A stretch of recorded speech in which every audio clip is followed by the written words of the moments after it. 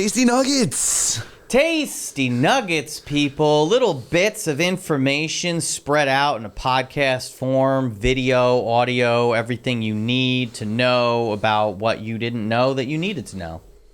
Cool. You know? Did you rewrite that pre-write that before we did this? No, I just come up with things. That was great. It's one of my talents. You did great. I'm not good at preparation, showing up on time, doing things on time, doing things exactly how I'm supposed to. I'm not good at correcting things exactly how I'm supposed to. Really came into play when I was in the printing business, and I would miss things, and then they would be, a percentage sign would be in front of the numbers instead of behind it, and then we'd have to redo it. But when it comes to thinking off the cuff, off the dome, freestyling, I could do that. So everyone has their own special talents, I guess, Wow. Speaking of which, talented team over at Wreck'd Productions. Hey, how you doing? Yeah.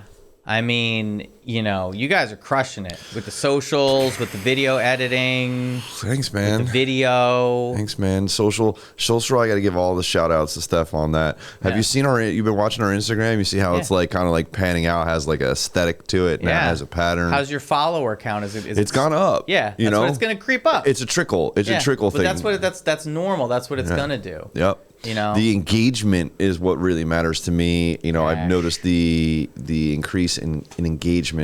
So that's what it's all about. Yeah. People don't understand that. There's companies out there that I had a meeting. I had a meeting with a company, and they just want their numbers. They want their Instagram numbers to go up. They want their Twitter numbers to go up. And I'm like, you guys don't interact on Twitter. If you're not genuine, people can tell. And if you want your numbers to go up on a social media platform, you have to post regularly and you have to interact.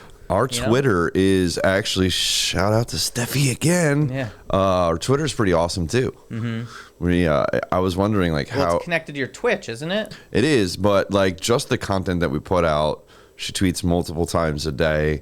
I was kind of wondering how are we gonna tweet, without saying the same shit over and over and over again. How are we gonna tweet? But go check out our Twitter at Wreck'd Pro, WRECKD. Correct. PRO. That's right. You had your work cut out for you with that missing E. It's a great name. The key was to have a twist on it, and you certainly twisted it. Yeah, it made it maybe a little bit more complicated for branding. You nurpled it. Yeah, but when we become super famous and awesome, then it won't matter. People will be telling you that you'll spell check will be like, no, you're spelling it wrong. Yep, that's right. Without the E. It's right here on my mug. There you go. Perf. So Steph pulled us topics. I think it's our favorite topic. Crypto. Before we get into crypto, I just wanted to talk about a couple things. Okay. Just a couple. You have some notes, side notes? I have a couple notes. Let's have it. First of all, real quick note, always have proof in an email. Whenever you're dealing with anything, categorize everything, filter all your emails, keep them, organize them by client, organize them by, accounting, organize it by what you've purchased. No, whatever it is, organize it and keep it. And always keep everything organized in your emails, because when somebody comes back to you and they have a problem, you could always refer back to the email and say, no. You could say, no, it's right here. Second of all, I don't know if you have to do what you have to do for sales calls, I imagine, is different than kind of what I have to do for sales calls. And I haven't had to do a sales call in a while, but I'm getting ready. It's the fall, but I'm getting ready for the spring when stuff pops off. So I'm putting in the work now. I'm starting to get, I was a little rusty, so I wanted to get out there, make some calls, make some connections, and I did a sales call, and it's really interesting. You got to do it to practice to get better at it. Mm-hmm. You can't be negative. You always got to have a positive outlook on doing it. But it's really interesting when you get on a call with somebody and you're like, I don't know if this is going to be the right fit for either of us here. You could sense the energy in the call. Yeah, I do sales twice over for Wreck'd and for This Is It. But people are calling you and you're finalizing deals. It's not like you have to either cold call or you have to how like do you have to do Depends stuff like on that? which business you want to talk about, like on the This Is It side, the sales, that's a diluted market to begin with, private event, entertainment, and production is definitely is a needle in a haystack. Not so much, right? Because there's a gazillion of them. With that, you have a lot of tire kickers. You have people that are shopping multiples and multiples and multiples of vendors in any particular genre. So they may be slightly interested in what your product is based off of a review or some images they may have seen on social. They don't understand your process or what constitutes that money value in anything. So every sale, unless it's like a return client or a returning client that's from somewhere else, or in the wedding side of that business, it's one-off clients for the most part, right? So unless a family member has had an experience with us and they've been in attendance at those events or whatever, it's like you have to explain it from scratch, from inception, and then you have to really be able to edify what your value is. So every sales call on that is like a cold call almost, because although they are interested in your product, some have more of a leniency to go towards you or affinity towards you or have done more research on you than others that have just sent out like shell, like, here we have this event on this day and give me more info about your company. And they really didn't bother to do any back end research. Yeah. So in a sense, it's like a cold call, and you have to like prove to them in that setting of why your company is valuable, why it's worth what it's worth. And also, entice them with your personality, especially in an entertainment basis, right? Because, personality speaks measures outside of procedures and talent, which it's day of service, right? So they don't get a t-shirt back when they hand over a check. They don't get that till the day of. So you have to provide value in your product leading up to that. And what makes it even harder is that I'm a single person, meaning like I'm only a person, and we're multi-op on the This Is It side. So we have 4 other teams that go out and do events. So in a sales basis like this, and especially for me personally, now that I'm in my 20 plus years of doing that particular industry, I'm not really taking bookings, that many bookings, and if they are, they're very select. So I have to be able to edify other people that aren't me on a sales call when the personality that they're liking is my personality. Yeah. So that makes it even harder. So I, like on the rec side, that's more reactive, right? It's a studio, it's a space, it's something tangible. It's easier to sell. I think service is hard. Yeah. Even for you with OK7, you are providing, like tangible things, but you're also selling a service. Yeah. It's hard. Right? It's like tangible, intangible. Like they don't understand. I've refocused my business over the last couple of years. I had a lot of clients that I just honestly didn't want to work with anymore. And, I kind of got rid of some of the smaller clients and then just focused on the bigger stuff. And then I just focused on what I think I'm better at, which is, creating content for people and explaining, how to get their stuff out there. And I did this call with somebody that, they seemed interested.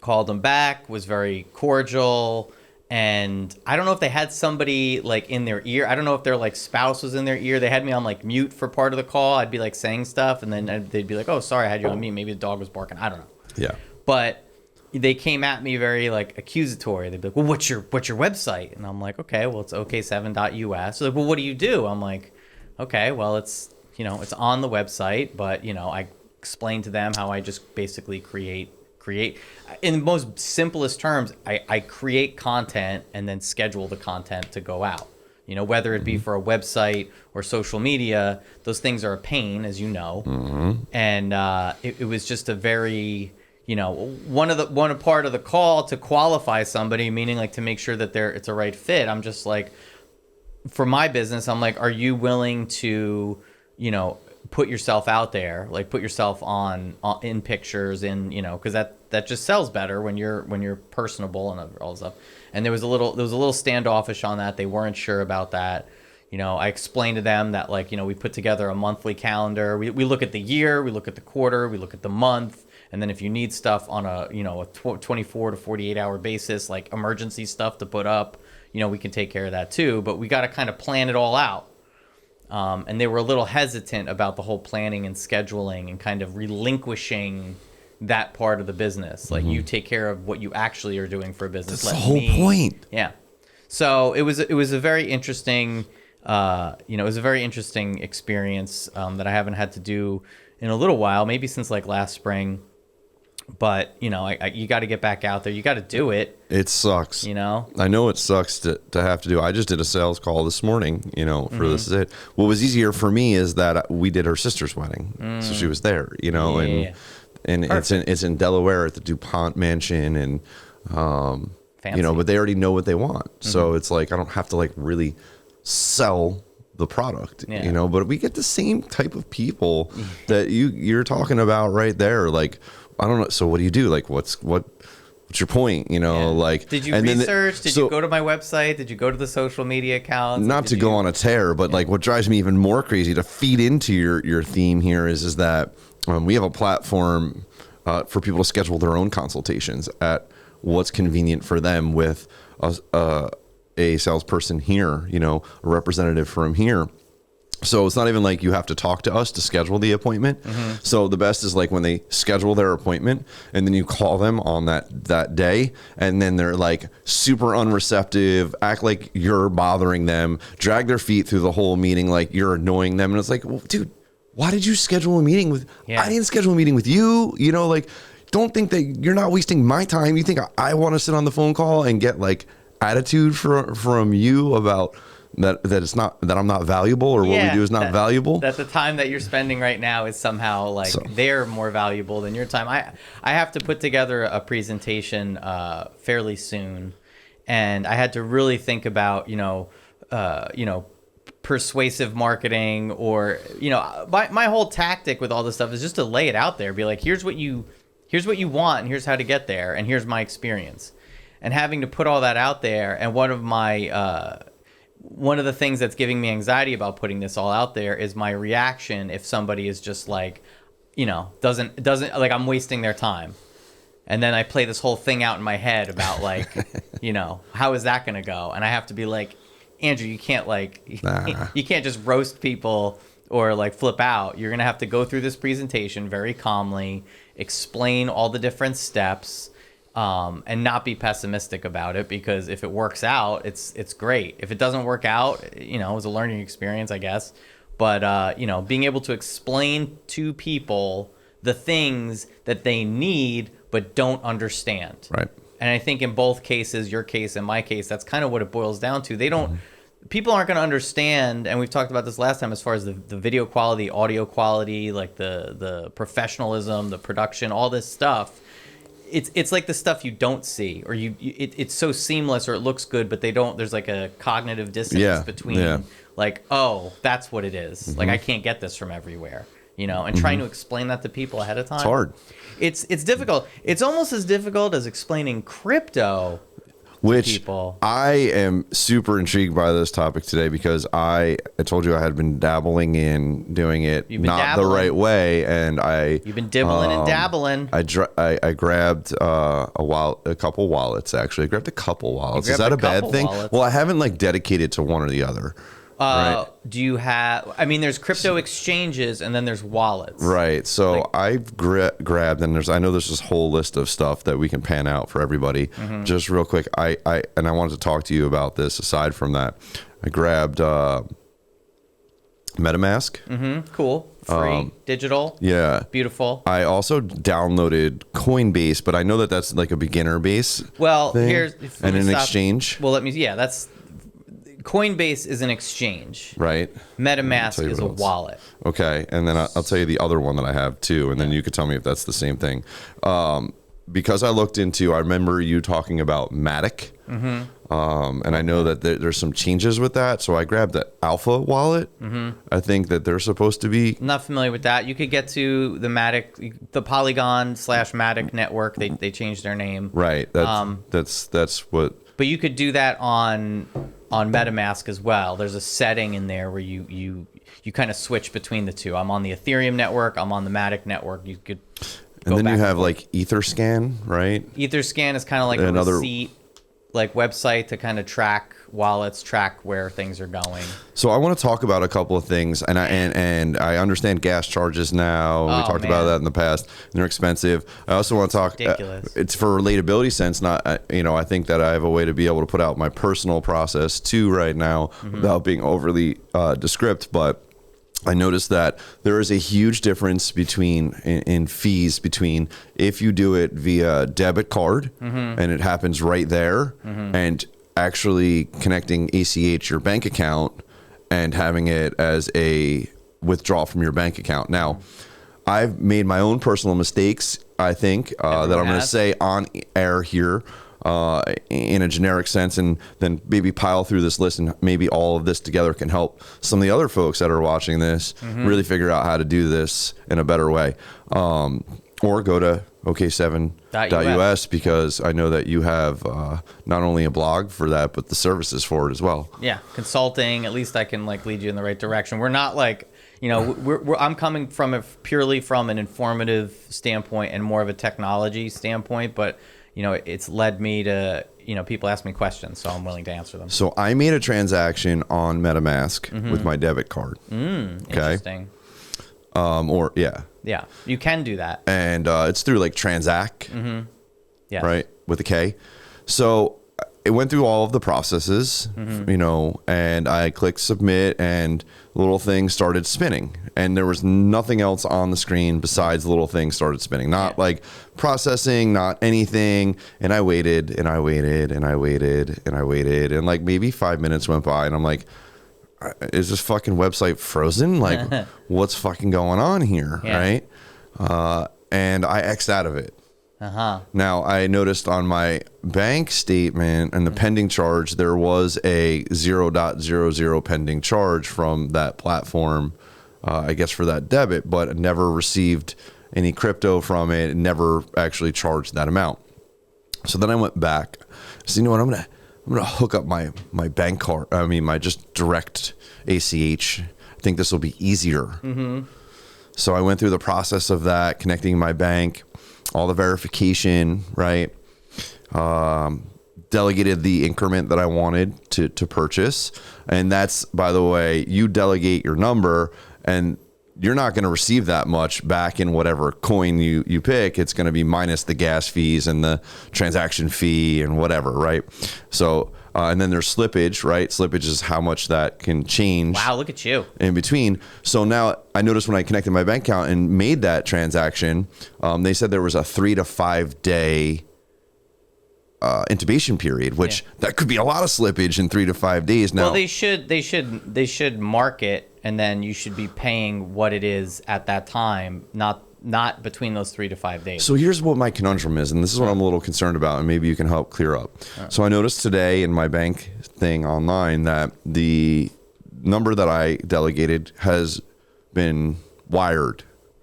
But in my MetaMask, there's no transactions, there's no recent activity. I don't have any coin in there. I don't see anything. And that transaction just showed up in the bank statement today. So is it they took the money in 3 to 5 days and now they have to mine it and then it goes to my wallet? Is that the process or? No, not exactly. I mean, first and foremost, I never go on MetaMask to buy anything. I use MetaMask as a true idea of a wallet, like a physical wallet where I put money in it. So that's your hot storage? That's definitely my hot storage. Cold storage being like a Trezor or a Ledger, it looks like a USB stick kind of. It's like a cold storage where you could actually, put your coin on something like that. When you do it like that, it's way more secure. Well, that's what they say. When it's on MetaMask, it's not as secure to do that. And for a couple different reasons, and most of those reasons are due to user error. There's a lot of tricks and scams out there to get your information. Never, ever, ever share your screen with anyone. If they're asking to see your screen and they want to see your screen because they want to get into your MetaMask, never share it. Ever, ever, ever. Never give anyone your seed phrase. Ever, ever, never. Write it down on a piece of paper, fold it up. Don't keep it on your computer. Don't keep it on your phone. Don't take a picture of it. write it down. Now, just write it down on a piece of paper, fold it up, and never, ever share it or show it to anybody. Or if you want to be a real gangster, memorize it and then take that piece of paper and eat it, because that's the best way to do it. There's obviously a lot of problems with that, so most people just write it down or store it on a physical something and then hide that. But that's first and foremost.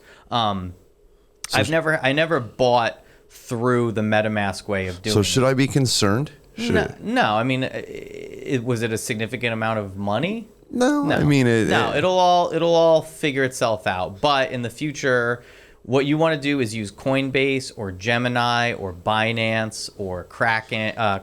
I think is I think that's one of them. It was back a couple years ago. I never used it though. Anyway, use something. Those are exchanges. Those are places where you take your actual fiat money, you hook up your bank account, and you could purchase crypto. And then when you buy the crypto, you could transfer it out to MetaMask. Okay, so I can connect my MetaMask to my Coinbase. Yeah, you do that. Or you do, is that a swap? Well, you do that through your public address. A swap is something that you go onto an exchange, and I mean, like say like Uniswap or you go on something like Uniswap or QuickSwap or something like that, and then you could swap different cryptos. Those are decentralized exchanges. Coinbase and Gemini, I guess, would be considered like a centralized exchange because it's an actual company. So as far as you buying it through MetaMask, I wouldn't do that anymore. I would buy it through Coinbase, and then you take your public. There's your public address, which is what you could share with other people. If people want to send you money, you give them your public address, and then they could send it to that address. So what you would want to do is you'd want to copy your public address from MetaMask. You'd want to go into, say, Coinbase. You'd say withdraw. You'd have to put an authorization code.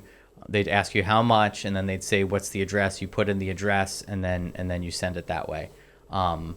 Usually, it's been my experience, I think, with like Gemini or Coinbase, where if you send crypto from those exchanges to MetaMask, unless the fee is baked in, I can't really remember, it probably is, but there's no gas fees when you go from Coinbase to say MetaMask. Whenever you're doing stuff on MetaMask or doing stuff, I should say, on if you're buying NFTs on OpenSea, or if you're using Uniswap to swap out coins, that's when you're going to get hit with these ridiculous gas fees right now. Hopefully, they're supposed to fix that in Ethereum at least very soon, so that those gas fees. So I just saw OpenSea for the first time the other day, and I was like, I saw the ape thing that you were talking about, yeah. and it was like 65 ETH, and I was like, yeah. What? Jimmy Fallon wait, what? just bought a Bored Ape Yacht Club. He just bought one.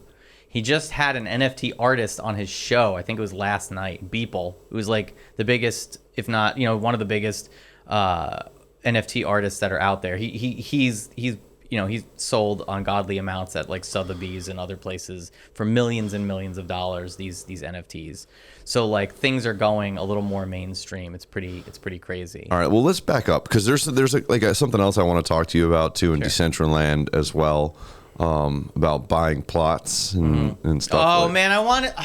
So do you want to do a whole different show about that? Well, because I just watched a video about this. I was excited. I'm like, man, I've been wanting to get into the metaverse. I want to buy some land. I was very excited about it. I was like, man, we could build a virtual building on the plot of land. We could have like Wreck'd Pro and OK7 and whoever else. We could have them in the building. It'd be so cool. So then I started looking at plots of land on Decentraland or the Sandbox, and I'm like, holy crap, the real estate is expensive. Is super expensive. Is it? Yeah. I was reading some tips, like you want to buy one towards like a plaza, as close to a plaza as you can get. Yeah, and, there's. I was just looking at these tiny little, like a little tiny this little square. Yeah. It was like $3,000 for a tiny little square. Yeah. And that was like, not in a great spot, all by itself. There's people like Atari has like these giant plots. The Walking Dead has this giant piece. I think it was in Sandbox. It's crazy. Dude.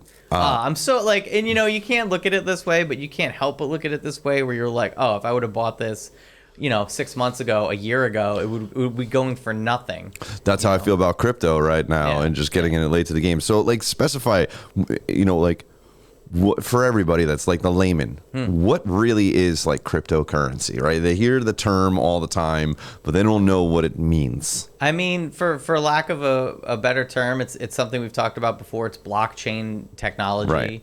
It's a verifiable digital ledger of it's a record of all the transactions or all the information that's been put on that particular blockchain, all verified by the previous block, all connected. It's a chain.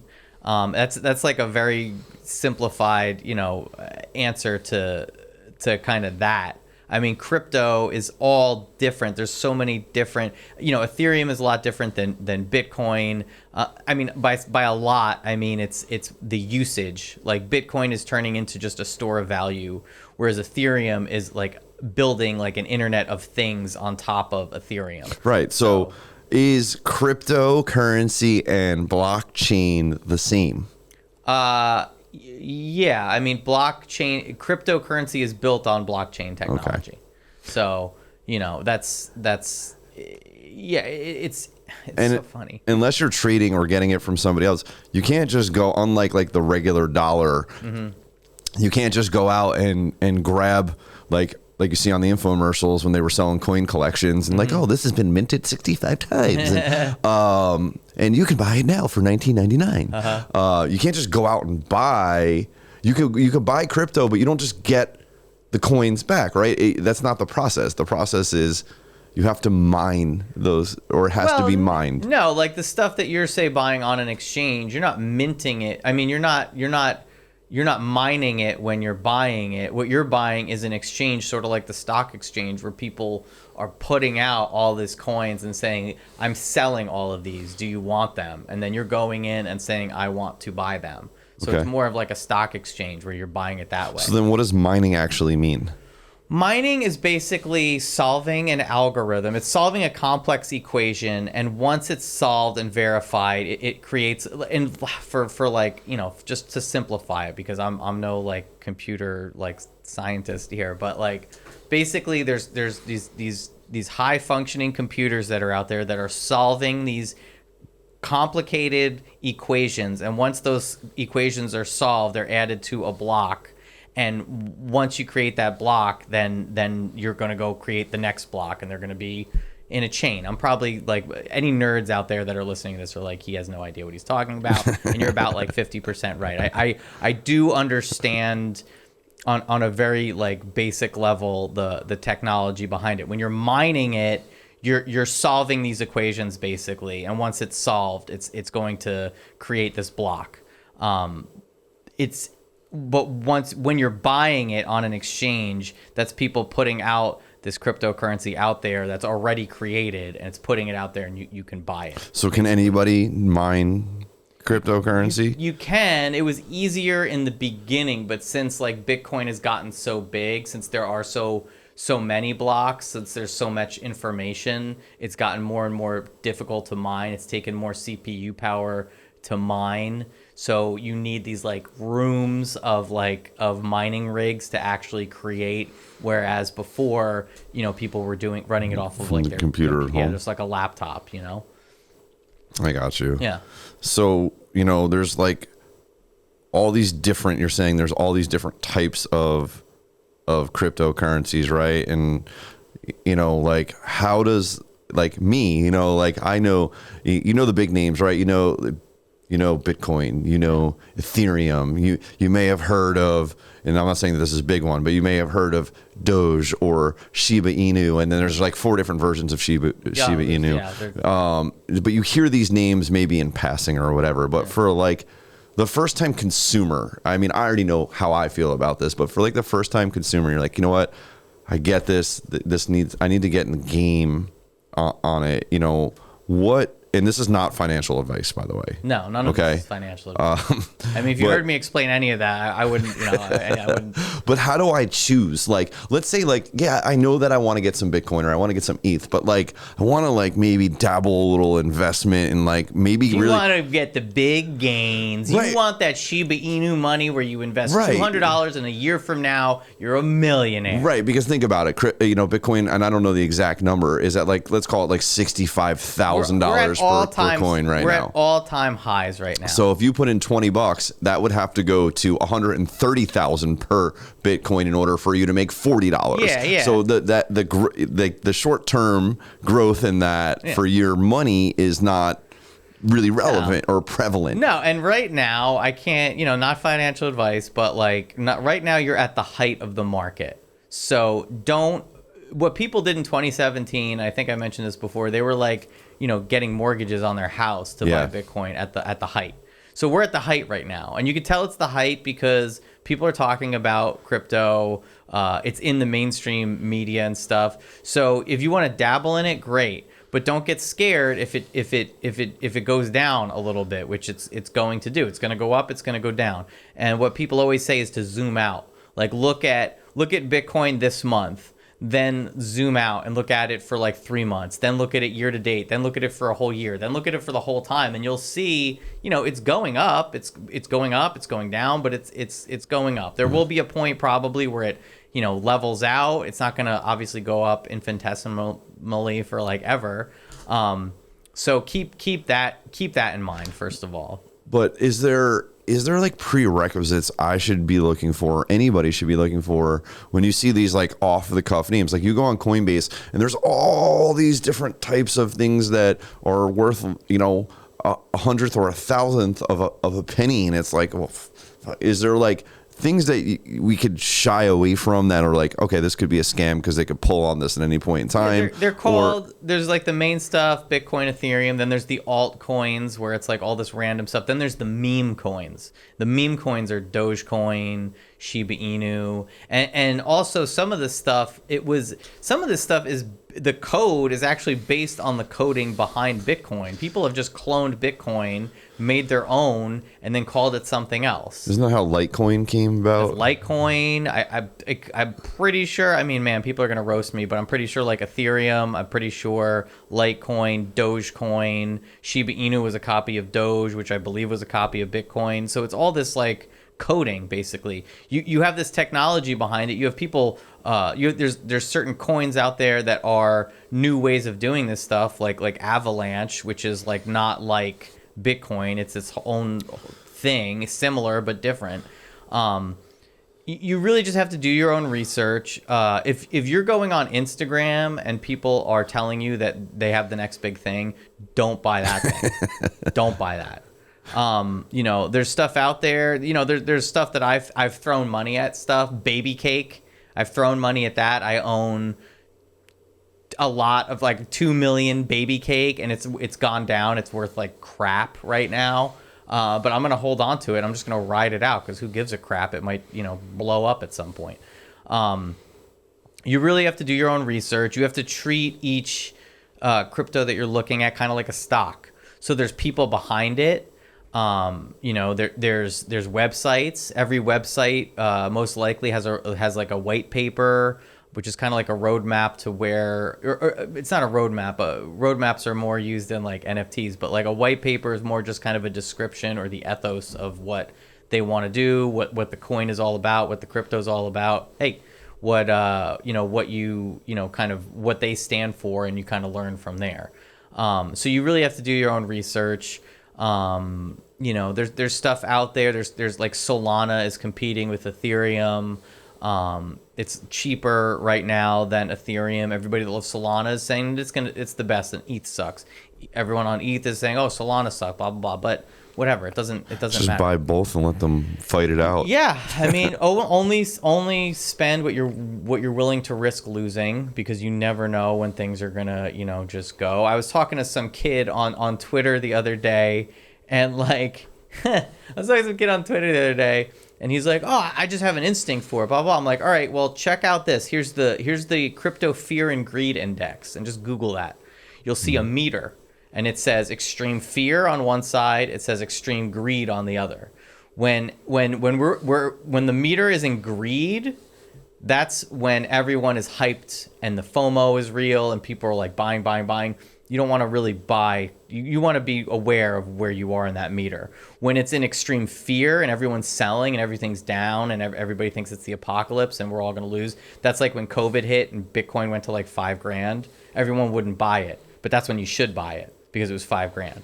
You know, so you got to look at that meter. When we get to extreme greed, that's when you just got to get, you might want to sell or take some profit because things might go the other way. So that kind of leads me to my next thought process, right? Knowing that like Bitcoin's $65,000 or plus or minus whatever it is today per coin, right?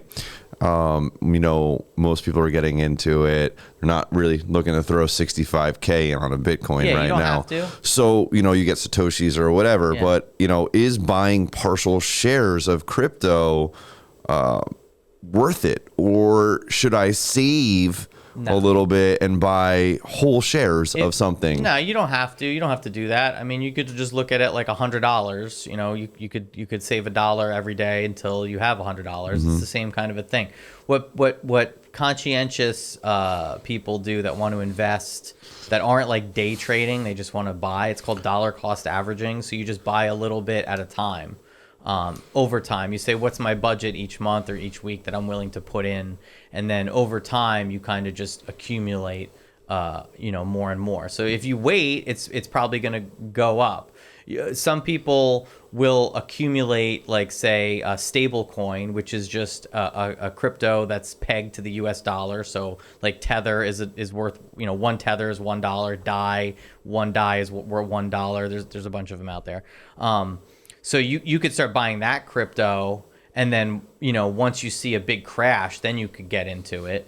But I'm more like practical, where I think that if you just dollar cost average, you just buy a little, that's a good spot. That's what I do. Yeah. Like I might buy some of the random altcoins right now, but I'm not really buying. I'm waiting to see what kind of, what happens with Bitcoin or what happens with Ethereum right now. 'Cause it's like, it's teetering right now. I could wake up in the morning and be like, I'm going to throw $20 at ETH today. Yeah. It's not 100, it's not 200, it's not 2,000. Yeah. It's $20. But you know what? That $20, I could potentially make $5 off that $20 in just hold on in to 2 it days, over and you just, you're at least gnawing at that bigger number, right? They always say, like, if you put $1 a day away, exactly. it's gonna, imagine if you did that in 10 years, you're going to be a millionaire. Yeah. If you were doing that since like 08, like just buying, you would just have more as of right now. And I mean, what some people's strategy is like they buy into altcoins, they make a profit, and then they convert it into Bitcoin or into Ethereum. So that kind of like leads me into talking about, all right, so now either I'm going to buy it or I have bought it, right? And I think with the heightened popularity, and that I've done some of this before, I've actually cashed mine in and then taken the money and reinvested back into crypto. When I first started, I was like, oh, there's ease of use. There's Venmo, there's Cash App. They're offering in-app cryptocurrency. It's a very slim inventory, right? It's ETH, it's Bitcoin, it's Litecoin, and it's Bitcoin Cash are typically the four that those platforms offer.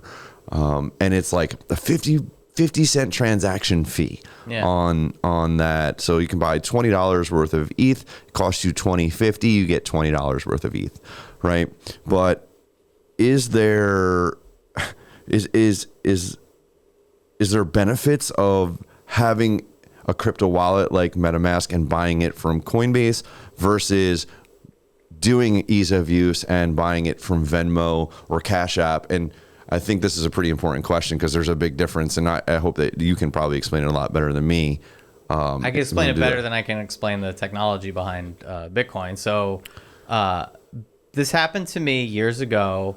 I tried to buy Bitcoin on Robinhood. And once I did, I realized that when it comes, as of right now, Robinhood is supposed to change this, but as of right now, to my knowledge, when you buy it on Venmo, PayPal, Robinhood, it might be this, I'm almost 100% positive it's the same for Cash App right now. You don't actually own the Bitcoin. You can't buy it and then transfer it to your MetaMask or whatever. You can't do that right now. That is correct. So it's like, do you really own it if you can't do what you want with it? They actually, and I think this is like, they get that. And that's why the fees are so nominal, and all you can actually do with that crypto at that point is yeah, I mean, it's great throwing money in there and it'll accrue value as the market goes up or decrease in value as the market goes down. But all you can ultimately do is cash that back in for dollar reimbursement within your Cash App or Venmo, which is okay for some people. Yeah. You know, it's a little more, it's a little less tech heavy. I mean, as you know, from like installing MetaMask and like dealing with that kind of stuff, it's a little more technical. So it kind of like introduces you to it, but you can't really do much, but it's just sitting there. Yeah. Which is fine. It's just not really what the whole point of decentralization is about. Right. They made it easy. Yeah. And as far as going forward, you know, as far as I know, Robinhood and probably everyone will follow suit eventually, but you know, what they're basically waiting for is a way of making it so that the governments can track it and everybody wants their piece of the pie. So like that's in my opinion, that's why it's coming. That's what it's coming from. So I did that. I started out purchasing crypto through Venmo.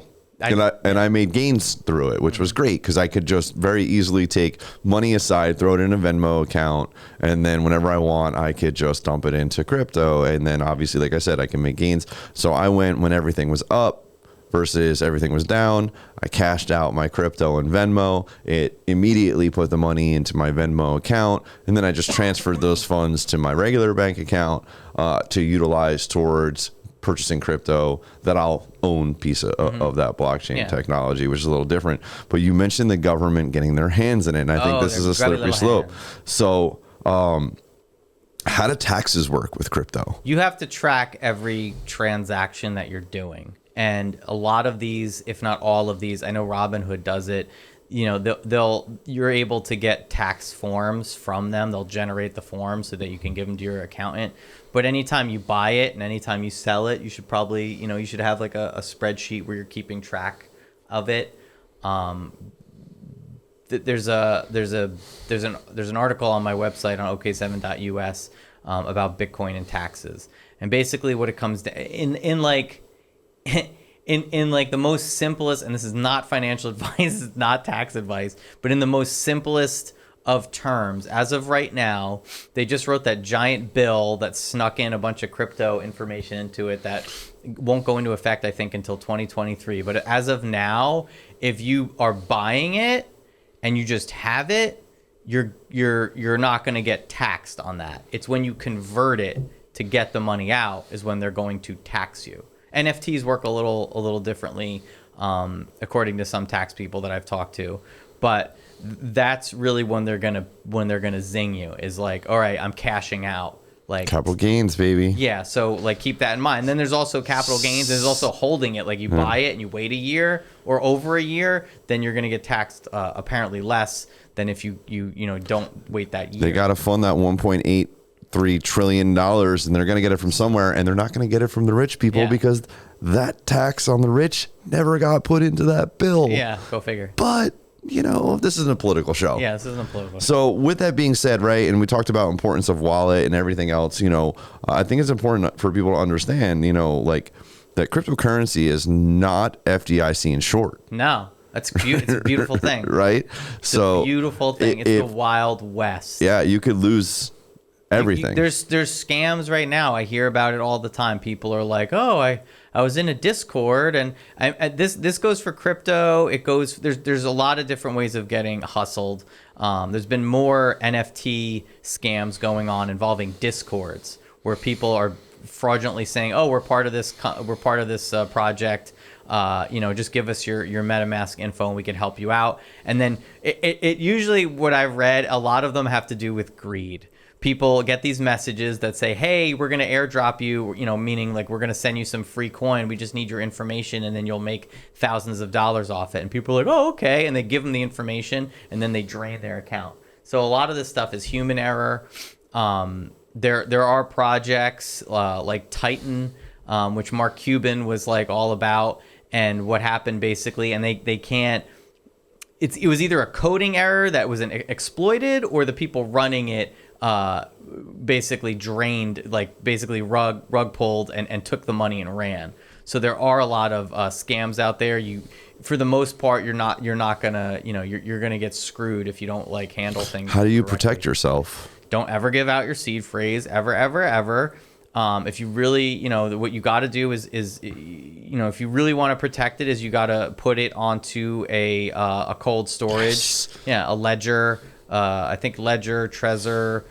Put it on something like that. Don't ever give anyone out your information, ever, ever, ever, and then put it onto one of those. And if you leave it on an exchange, that's dangerous. If you're staking it, that could be potentially dangerous. Yield farming it could be potentially dangerous. These are ways of making more money, but they're also ways of getting screwed. I own, without getting too far into the weeds, that Titan I mentioned. I own 600,000 Titan coins because I was yield farming it, and it was in a. I don't want to get into all these terms, but basically what happened was it was. Basically, what happened was, for lack of a better term, it was in a pool, and I had half of it Titan, half of it ETH. And what happened was everyone drained all the ETH out of the pool, so the only value I had in it was all this Titan coin, and the Titan coin went to near zero, and like I have 600,000 Titan coin that are worth like 50 cents. Not basically. Right now. Yeah. So the good thing with Titan is that they opened it up, they turned it into a decentralized autonomous organization, and they're dealing with it. Who knows? Maybe in a few years I'll get like $5 back. It'll be awesome. But you're not insured, and people are like, oh, that's scary. But at the same time, be careful, because it's kind of a good thing too. Like when I tried to get money out recently, there was a hold on it. When you're dealing with crypto, if I want to send you money, no matter the amount, I could just send it to you. There's no bank being send me like, some crypto, man. Yeah, send it on over. Here you go. Boop, boop, boop. Give you my public address. So exactly. Put it on the bottom of the screen. Everyone can send you some crypto. But like, there's it's not insured. So you're kind of screwed. That's why all these companies, organizations, they're trying to figure out ways of making it safer for people. That's why people like to trade. They want like Bitcoin futures to be a thing. The SEC just shut down. They wanted to do spot futures for Bitcoin, and they didn't want them to do that, so they shut it down. The government has to get in their hands in this. It's a shame, because they're gonna get their hands in it. They're gonna everybody over. They're gonna try take their piece of their money. They're gonna try, but there's stuff out there. You're not paying enough taxes already. If you're on top of your stuff, always be responsible and pay your taxes. But if you're on top of your stuff, there's technologies, there's ways of making money on there and paying your taxes, as opposed to just getting totally, boned by the government. So the best way is to have a wallet. We talked about this a little bit earlier. We mentioned the terms hot wallet, cold wallet. Yeah. I think it's probably good for everybody to understand what the difference is between the two. Yeah. I know a little bit of surface information. Obviously, it kind of is what it sounds like. Like a hot wallet is something that is tethered to the internet, like it's a MetaMask. It's you're able to get to it, where a cold wallet is something that's offline, not accessible to the internet. Could be a separate storage drive or something like that, right? Is there more to that than just those simple? Yeah, people think that you're like putting it in a drive, like, oh, here's my coin, I'm putting it into a wallet, a cold wallet, and it is in this wallet. But that's not technically what's going on exactly. What's stored in the wallet is the proof that you own what you say you own. So it's not putting the coin in the piggy bank. Yeah, not necessarily. It's just holding on to the receipt. Yeah, and there's ways of backing stuff up so that, God forbid something happens to this physical device, there are ways of still getting your money out of it. It's just that people aren't going to be able to like log into your computer, view your screen, open up the QR code for your private keys, and be able to steal all your stuff, your money. Yeah, So I think that's a lot. I think it's a lot for everybody. It's for me, it's super helpful to talk through this, even in this type of format, because I've definitely picked up the value of what crypto is, and even more so, and I'm going to transition into this, NFTs. It's a very popular topic right now. It's getting into the mainstream. We've talked about it at length over over multiple shows. You're the first person to like bring the attention to me about what an NFT is or whatever. Man, it was a few months ago. We were balling, son. Yeah, and now it's not good right now. Right. Yeah, right now it's the whole market right now is we're in a bull market. It's volatile when it comes to crypto. NFTs are in a bear market because what happens is the 1 ETH you spent on your fluff world little bunny, now that 1 ETH that cost 2,000, that 1 ETH is now worth $4,500. So people are like, oh, I want my money out. I don't want my bunny. I want my money. So they want to sell their bunny to get whatever they the can profit for out of it. Because technically, you could sell that bunny for less and still have the same amount of cash. But they're not looking at it long term. What people say is 1 ETH equals 1 ETH. So like they're not looking at it long term. They bought something that they regret. I posted something on Instagram recently where I showed it was a picture of There Will Be Blood, and like if you scroll through it, you'll see one where somebody made a lot of profit, and then you'll see two where people lost thousands of dollars. That's gotta hurt. They got paper hands and they got scared. So you want to buy an NFT, right? I want to buy NFTs. I went to OpenSea. I started looking. I was actually shell shocked at knowing what the cost of ETH is, which is kind of what I'm trying to tie in here, is that you can only use ETH to purchase NFTs. Is that correct? No, that's not correct. All right, so specify for me. If you're going to use OpenSea, see how I redid that commercial? If you're using OpenSea, I believe you could use stable coins. You could buy stuff using Matic on the Polygon network. You could buy Ethereum. Now there's certain ones where it's like if it's on Polygon, you have to use Matic to buy it. If it's on the Ethereum network, you have to use Ethereum to buy it. And you can search only those networks when purchasing. There's different ways of doing it. Polygon is great because the gas fees are like so super low, but you have a lot of people scamming people on Polygon with stuff. So you got to be careful there. My brother today, he wanted to buy, oh man, what was it called? Spooky Boys pool club or something. And I'm like, bro, why do you want? Oh, well, this influencer, Holy Ghost, he's like leading this NFT, and people are really stoked about it and blah blah blah. And I looked into it and I'm just like, all right, well, let's see the activity. Who's buying? Who's selling? Okay. There's not been a reveal yet, so you can mint it and own one, but you don't know what it looks like yet because they're going to do a big reveal, which I don't like when people do that. I like when you mint it and you see what it is right away. Oh, they have 70,000 people in their Discord. I'm like, oh, that's actually a huge red flag, because if a project is going to grow organically and you only have, say, 10,000 NFTs in the project at most, and there's 70,000 in the Discord, that's like bullshit. That doesn't add up. It's not they're pumping their numbers basically. It's the height of the 10K PFP profile picture NFTs. Like right now, that whole market is just oversaturated and it's kind of withering right now.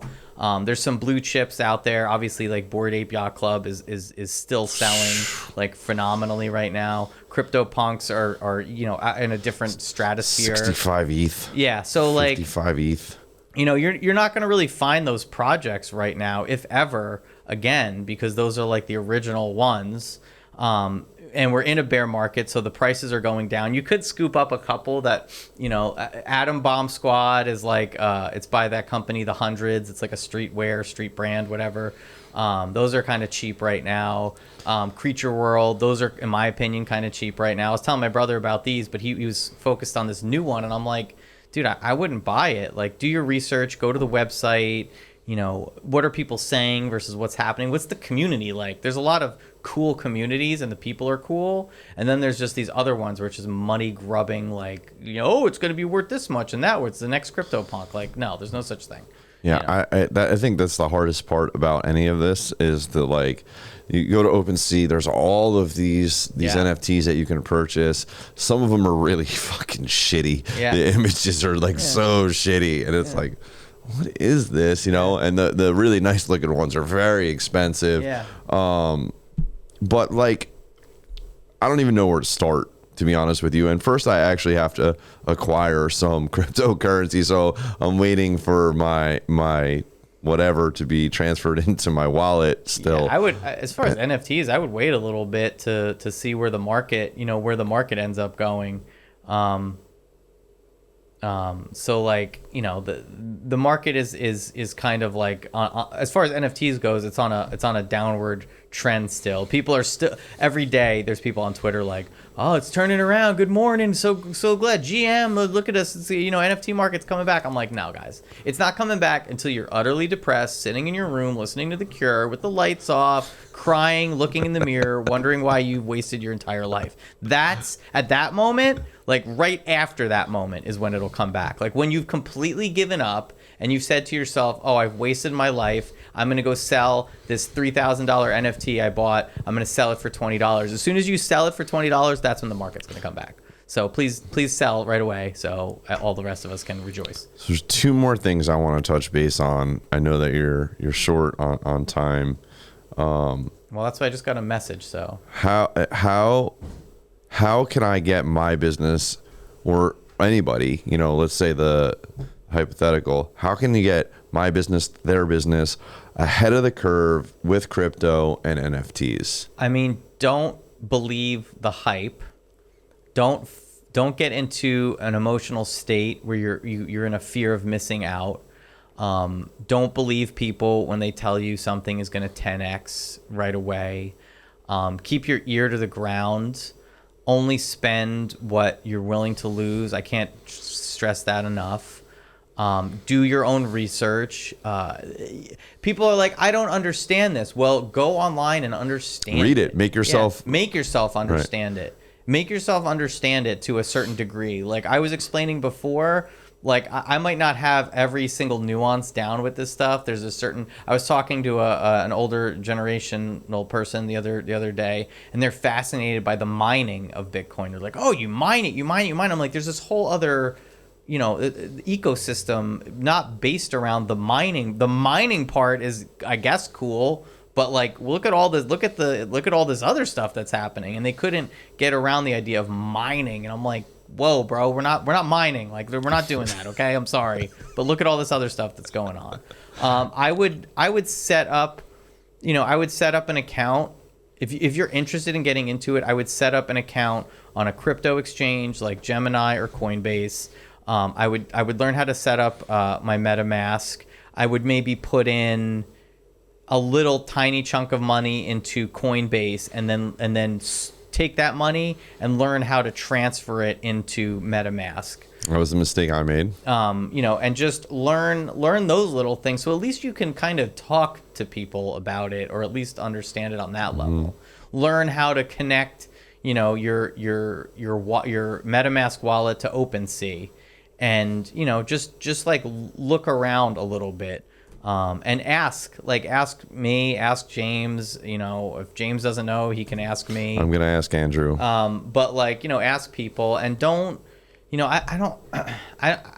I'm more of the type of person to discourage people, because I don't want people to get their hopes up, the way that I've seen people do in 2017, and I'm seeing people starting to do now, where if a middle-aged woman is coming to me telling me she wants to buy Shiba Inu right now, I'm like, that means that we've hit the top of Shiba Inu, in my opinion. Yeah, so and it's like 0.0000127. Like you missed it of a dollar. Yeah, you missed that. They've already cashed out on that. You missed that whole boat. But I mean, you can start looking into how businesses are integrating cryptocurrency, blockchain technology, and/or NFTs into their business, and start to understand, where the value is, because it's coming. The metaverse is right around the corner. We talked about that. This is all, it's going to permeate our whole existence, that people really are yet to really try to understand. NFT and gaming is going to be a huge thing. Huge. It's huge right now. It's all over the news. Again, Discord was just in the news about it. There was some rumor going around that they were going to integrate a wallet. Now, they're really working on taking care of their privacy, security, spam, and stuff like that. But major game players are in on the NFT market. Ubisoft, there's a bunch of them. So it's coming to games. Yeah. Gaming is a multi-billion-dollar industry internationally. That's not, to a geographic area. I mean, any country pretty much, gaming is involved in. So like imagine like Fortnite being able to like own all like your character, your helmet. I could trade my helmet like outside of the game, stuff like that. That's where it's all kind of going to go, and it's going to build this crazy value. Artificial intelligence is going to be involved in this. You're going to be able to create characters. You're going to be able to have those characters have their own mind. They could go out and play the game for you and earn whatever you're supposed to earn, and then bring it back to you, and you don't even have to do anything. All this stuff is like right around the corner, and people don't understand that. On top of that too, as far as the technology goes, you got to understand the different layers and the different networks. You got to understand what how your MetaMask can interact with Polygon, Matic, and it can also interact with Ethereum, and how even though Matic is a layer 2 solution for Ethereum, why they are two separate networks. And without me going too far down the road, you got to think about these things a little bit. Do a little bit of research, or just reach out and ask. You could ask me any questions. And that's been my task as well. I've been tasked that to like sit down, apply yourself, and learn this. Like learn this as if it's the future, because it's the future. Yeah, it's the future. People, again, I keep. How many times you kick yourself in the ass for not buying Apple or Tesla or whatever, right? Yeah. Like, I'm not saying you're going to make $1 million overnight, but. Don't pretend. I said this in another Tasty Nuggets. Don't pretend like it's the internet and you were in 1989. You're like, it's not gonna happen, bro, because it's happening. Yeah, and on the flip side of that too, like get involved in projects that are actually sustainable or built on great reputations with great communities, because people are always trying to like find the next Shiba Inu that they could flip and make millions of dollars. But honestly, you're probably not gonna find that. You most definitely, if you're not into crypto yet, it's gonna be even more difficult for you to find that. And if you're hearing about it on MSNBC, it's definitely not too gonna late. Be, So like keep that in mind, that the main Ethereum, Bitcoin projects like that are they're more in comparison to the meme coins and altcoins. Those are going to be more trusted brands. If you look at it like a brand, than these random ones that you don't know what's going to happen.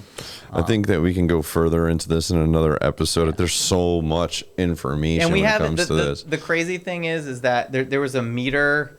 There's like this graph, and they show the growth of users via people using the World Wide Web, and the graph is going up. And they laid on top of it people using cryptocurrency, and they showed like where we are. So in relation to that, according to this graph, where we are with like crypto and NFTs and stuff like that is 1998. So where the internet was in 1998 and where the adoption was with who was using it, that's where we are according to this graph in crypto. So think about that. Like think of what we were doing in 98, how much crap we didn't have, how PayPal wasn't even a thing. It was X.com, how eBay was still trying to figure out what the hell was going on. We're still AOL instant messaging. Yeah. So like that's where we are with things. Like Amazon wasn't a thing yet, How would you want to miss out on all of those things? Yeah. I don't. Yeah. So I'm in. Do some research, buy a little tiny bit. Don't like. Yeah, don't throw thousands into it out of the box. I feel like I see people doing things. And $100. What are you doing? Yeah. Start with $100. Yeah. This person I was talking to, and I have to use them as an example because it's the most recent thing I could think of. But I was telling them, I'm like, get ready, the metaverse is coming. They're like, oh, I'll be dead by then. And I'm like, how? I'm like, you in 3 years? Yeah, I'm like, you're gonna be gone in 5 years. She's like, oh, that's not gonna happen. I'm like, how would you know?